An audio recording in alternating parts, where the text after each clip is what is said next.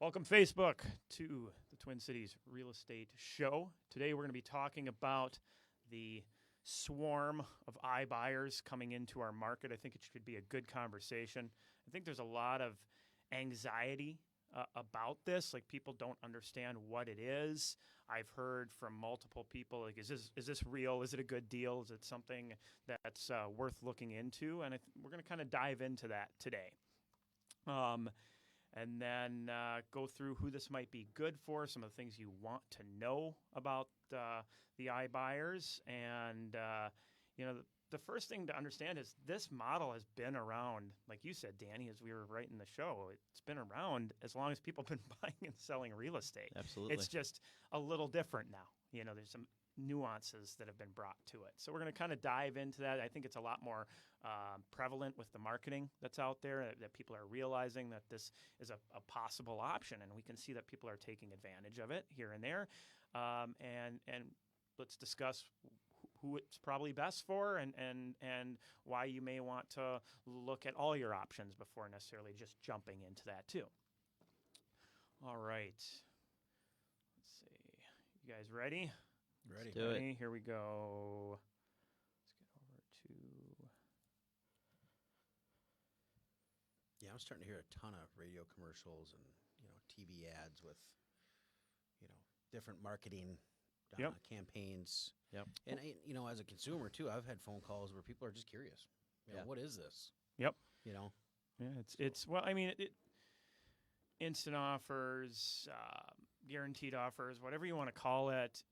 There's a couple big players in this, but there's also lots of smaller players in it, and we're going to be getting more players in this. So, and it'll be interesting to see what ultimately happens. But it is now part of our market. And a bigger part of our market. So. Right. All right, here we go.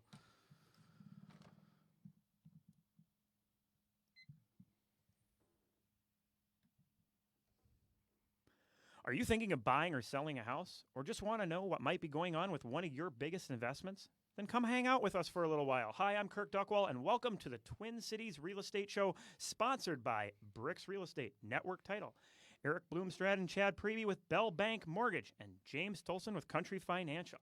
If you have any questions for us, make sure you give us a call. It's 651-303-0019. Again, 651-303-0019.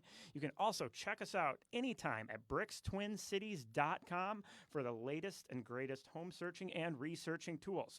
Follow us on our Facebook page, where you can see upcoming events, listings, or just watch us record live most Tuesdays around noon. Today, we're going to be discussing the iBuyer instant offer wave that's kind of hit the Twin Cities over the course of the last year, and really get into what is it, what does it mean, how does it affect the market, who is this maybe best for, is this just local, how long has this been going on, for all sorts of different stuff regarding this new trend, and really what you need to know. I think that's the biggest key is understanding this tool, which really is what it is, and figuring out, is this something you want to consider when it becomes time for you to make that home selling decision. So today in studio with me, I have Danny Dietl, one of the brokers at Bricks Real Estate, the primary broker at Bricks Real Estate. Thank you for clarifying that. Yes. We have a few brokers. We do. Most. And then Chad Preby with Bell Bank Mortgage. Thank you again for coming in. Thank you. So,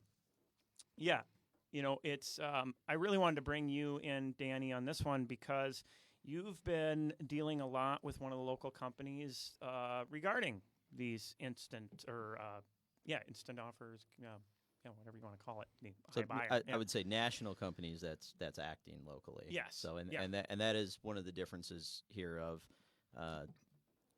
what we now call the iBuyer has historically been brokerages like We Buy Ugly Houses, where they have been more focused on kind of distressed properties. And what's interesting about the iBuyers, so in our market, it would be Open Door and Zillow that are the two big ones that are extremely well capitalized. and they are able to work on. They're basically creating a brand new business model, and they can work on margins that are very slim, and they have the money to kind of throw at this to kind of learn how it works. And improve over time. So and they can lose a lot. I mean, some of them, yeah. Yeah, absolutely. I mean, they can lose millions and millions of dollars to figure out how to be profitable in the long term. So when you think about companies like Amazon that work in the red for historically a very long period of time, but just have the ability to absorb losses in the short and midterm, in order to figure out and kind of revolutionize and change the way things are the way real estate's bought and sold is. So it'll be interesting to see how these companies transition and differentiate. And the other thing that is going to come up is what other verticals do they get into with it in regards to? So do they do title companies? Do they do mortgage companies? We know Zillow bought a mortgage company, for example, and how all those things kind of come together. Yeah, it is interesting on those margins. Now, we'll get into some of the stats that we've run on these iBuyers and the margins that we have noticed on what we've looked at. But, we've also come across ones that it's like, wow, they paid that much, Sure. So the money to throw at it and learn is there. There's no doubt about it. Right. Whereas a small local investor, they have to build in their margins that are large enough where if they take a $50,000 loss on one property, they're out of business. Right. With these big companies, it's learning experience. Right. They can do it. So okay, what are these? These are basically where you go out and you request an offer on your house or your property. This is usually done online. It's typically where you go to one of the websites, you request this offer, and within 48 hours or so, you get this offer. That's the short and sweet of it. It's you get an offer right away. You're not going on the market, and we'll get into some of the nuances of that in the second segment. But they're selling it in the sense of, well, you don't have to go on the market. You don't have to get your house ready. You don't have to deal with the stress of open houses and the inconvenience of lots of showings, which I think is, if you know our market, maybe is a little false sense of selling, or however you want to put it on there, but that's what they're saying. It's the convenience factor. And so you do this and you get that offer. Well, so exactly how does it work, right? So that's the general sense is you request the offer, you get the offer in 48 hours. Okay. So what they do is they ask you some basic questions about your home, kind of what is the condition of the carpet or the flooring? What is the condition of the bathroom tile? What is the condition of the kitchen cabinetry? And they ask you a whole bunch of questions.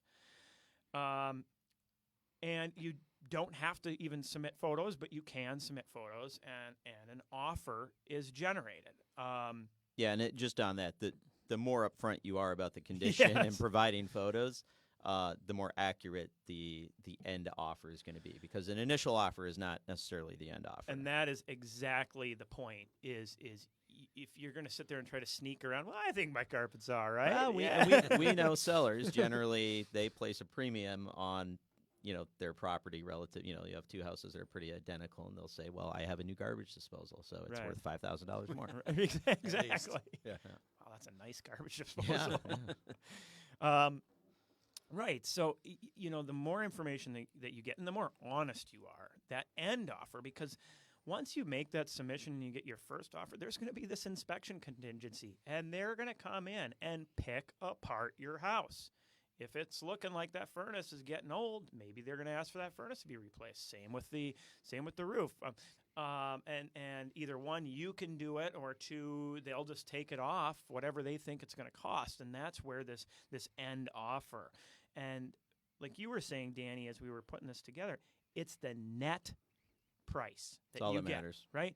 Because in these offers, they'll typically be like, well, here's what our offer is. Oh, and by the way, here we have this fee and we have this convenience thing and we have whatever, and it breaks it down, and you look at that net and you're like, okay, that net is drastically different than what that gross offer was. Sure. Right. I will say my experience has been, though, they are very transparent.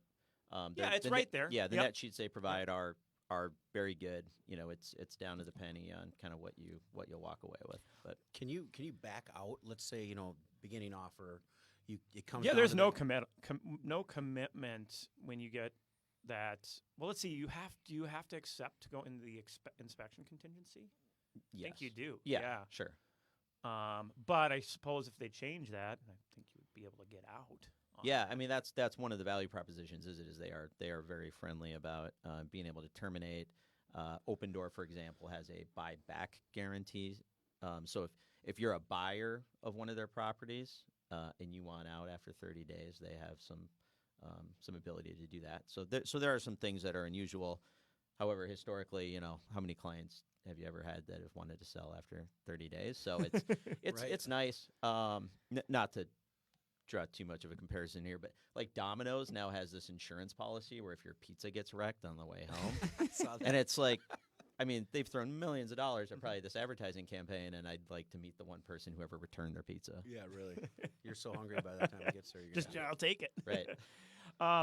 Well, and I think part of it is the one thing you're right. The breakdown of the net sheets is very clear. However, if you look at here's what we think the market value is, and here's where our offer is. Typically, they'll throw in this. Well, so you're going to pay this in seller pays, and I think to jump to that conclusion is a false conclusion, because in the market the way we've been this year, there's many homes that there is no rolled in seller pays into that gross offer. So, to say that that's going to be part of a traditional sale, I think is a little unfair. Well, and that goes back to the importance of looking at a net offer, and is what we've been talking about lately is Right. get your best offer. Yes. And you really do need to shop around and have the context of what is my net proceeds going to look like on a traditional sale, including any kind of cosmetic improvements or anything like that. And like the market analysis that we do always account for seller pays of comparable sales, so you have a true understanding of what. Yeah, and what we'll is common. dive into that a little more when we come back from the commercial break. If you have any questions for us, give us a call at 651-303-0019. Again, 651-303-0019. We'll be right back.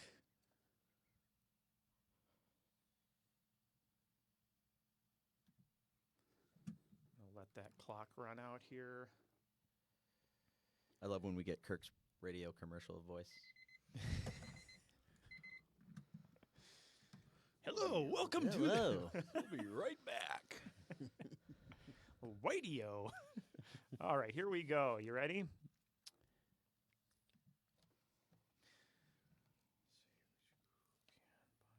Okay, here we go.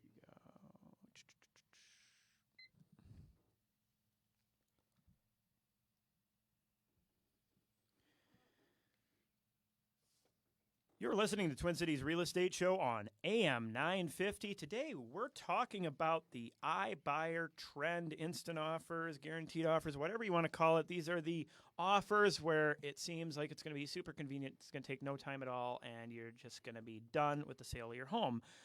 We were talking about how this offer really works. And so what it is you submit. Usually within 48 hours, you'll get a response. If you accept, you go into the inspection contingency where they're going to come in and they're going to pick apart the house to make sure that everything that you submitted is true to the actual condition when they get there. So, I mean, there is some time that it takes to actually get the final end offer. And then the key is really doing a comparison on the net to you. And that, I think, is ultimately what you want to look at, because they're different factors. If they're saying you need to replace a roof or you need to replace a furnace, and maybe a traditional buyer isn't going to require that, that's going to change your net drastically.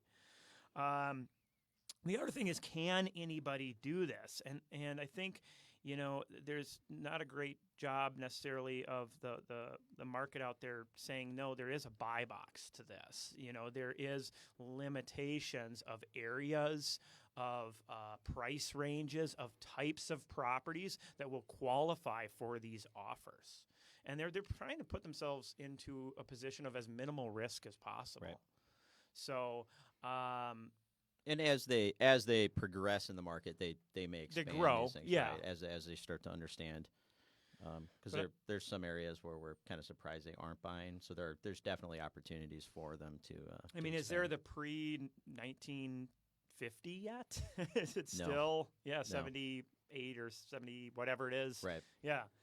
And so it really depends on where you're at. One of the things that I think is important, and you brought this up, Danny, is this isn't really something that's new. There are a lot of investors out there, whether that's the We Buy Ugly Houses or Homestead Road or all these different companies. Now, traditionally, they're looking for something that's a little more conditionally worn down, but this isn't necessarily a new thing to the market.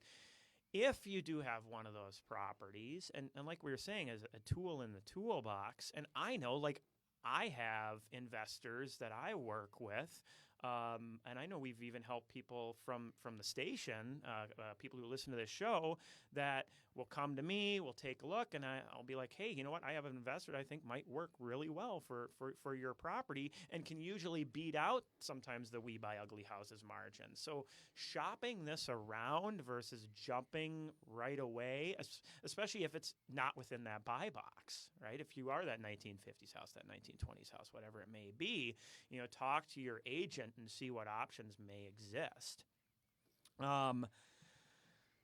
All right. Just one thing on that too. I mean, what we tend to do is, if your house does potentially qualify, we've requested offers for our clients. I mean, by no means are we saying the traditional route is the route that is best for everybody. In some cases, I mean, we've had clients that have sold to Open Door, for example, and had fantastic experience at a really attractive net with pretty minimum inconvenience. So there's absolutely a market for it. So I think there is still a little bit I've of requested some. misconception, though, not only amongst consumers, but amongst agents as well, as in understanding these programs. But to totally dismiss them as like, taking people's equity and things like that, they're just an option for consumers. Yeah, I think for the right people in the right situations and what works best. And Danny, like you said, and I think that's one of the things we pride ourselves on. It's not always about the instant or fast, but it's what is the best for you. What is the best for your situation, and calculating that time, convenience factor versus sale price. Versus just time on market, everything, right, and the certainty. I mean, the certainty. That's yes. When these companies have hundreds of millions, if not billions of dollars, like their proof of funds letter is good. Right. Well, and let's get into that convenience piece of this a little bit. So the instant offer, the iBuyer, they're selling themselves on the convenience and the certainty. But on the same hand, I think it's worth understanding, well, really, what is the true convenience? So, like, if you price a home and put it out on the open market right now, even though we're in that middle of the summer market, a little bit slower time of year. With still historically low inventory. Right. Yes. Yeah. How long does it take you to get an offer, typically in that median sale price range? Oh, if you price it right, you'll still usually do it within the first weekend. Yeah. A couple days. Yeah. A couple days. So this convenience of, you're saving yourself this hassle of open houses and lots of showings, and it's done in 2 days. I do want to jump in on the open house thing. There's no rule that says you have to do open houses. Yeah, exactly. Statistically, open houses are one of the least effective methods. There's a caveat to it, in that some buyers think other buyers make decisions at open houses, so it can encourage like buyer one to make an offer because they think buyer two is going to walk into an open house. Yes. But these houses typically sell without the open houses. If you're not comfortable with them, you don't have to do them going the conventional route anyways. Right. Interesting stat on that note, Danny, that although, 1%, 0.5% of sales happen at open houses, it's somewhere close to about 10% have something indirectly to do with the open. Like you're saying, right. like what you're saying. Or the other is, The neighbor walks in, they look at it, tell a friend, they set up a showing, the friend comes in and Sure. buys it. Okay. Right? So there is some value, but you're completely right. You don't have to do an open. Right. And it's probably going to be sold before that open. And so worrying about that, that it's going to sit on the market for a long time, it hopefully shouldn't if you're pricing everything competitively. I'll tell you this, if you price it in the range that a lot of these instant offers are in, you're probably going to go very fast. Right. So think about that. Another thing to think about is this inspection stuff.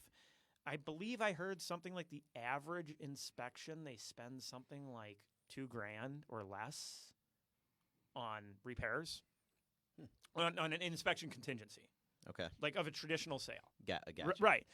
And so when I'm looking at some of these repair requests from these instant offer stuff, that exceeds that a lot, and not always, obviously, like you say, it's a tool. Well, and they do tend to have different thresholds on what an Condition. Acceptable Right. age Yes. range would be for a roof or major mechanicals, furnace, and AC. So they want a longer remaining life expectancy for those items. Right. And then a lot of times, basically, on when you have a conventional buyer, if it's working, it's not getting replaced. Right. You might have a furnace that's 23 years old. It might be at end of life. There might be a home warranty involved. But Right. if it checks out, sellers aren't typically replacing furnaces. Right.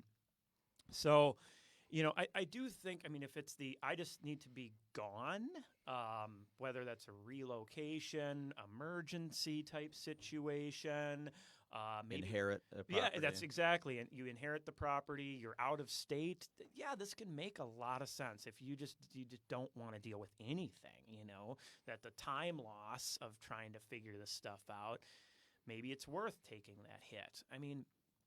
From what I have seen looking at the numbers, it's in that 13 to 15% range lower than the market average on those offers. So, that there is a price to be paid. But once again, we've seen ones where we look at it and it's like, wow, that's pretty good. Well, So- we've had ones where we're kind of getting ready to go to market, Yeah. and you request an offer, and it's like, I would take that. Right. Absolutely. Yeah, so it's worth shopping it around. I think that's the key. And a good agent is going to help you shop that around and give you good advice on that. So, don't just necessarily disregard the agent in this process. We've worked directly with Open Door as one of the people that we bring our clients to, Yep. and they're happy to do that and be. So here's the way to do it. Request the iBuyer offer. Look at it relative with your agent who you trust, who's going to give you a true sense of what you would net on the traditional market. Yep. Figure out what that delta is. Yep. And figure out if the convenience and the certainty is worth that price. I think that's it. You said hit it it right on the said nose. it the best you could. Well, if you have any questions for us, you want to talk about this process, if you're thinking about selling a home and just want more information, we're happy to discuss that anytime. You can give us a call at 651-303-0019. Again, 651-303-0019. Or email us at support@brickstwincities.com. We'll be back again next week.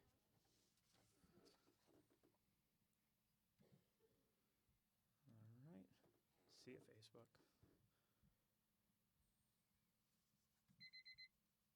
Yeah, I think the key there is options, right? That's it. Consumer That's what we choice. talk about That's on the